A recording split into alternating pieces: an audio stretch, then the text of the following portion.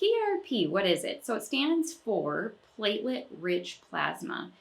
It's actually a very simple procedure where we can draw your blood, we can spin it down, and we can actually get the platelet part out of your blood. Well, what are platelets? Platelets are this little tiny protein in your blood that can really stimulate healing in any part of your body. For example, if you have shoulder pain, instead of getting a cortisone shot in surgery, which might have been a common suggestion given by doctors, we actually are able to harness the healing ability of your body by injecting these platelets directly into the area that need it. So say a rotator cuff tear, or even knee arthritis, or problems with your low back.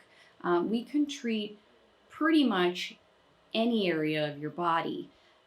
The best part is with these procedures is there's no downtime, and we're not harming any part of your body, and there's just very low risk. So it's a very good procedure, and I highly recommend it.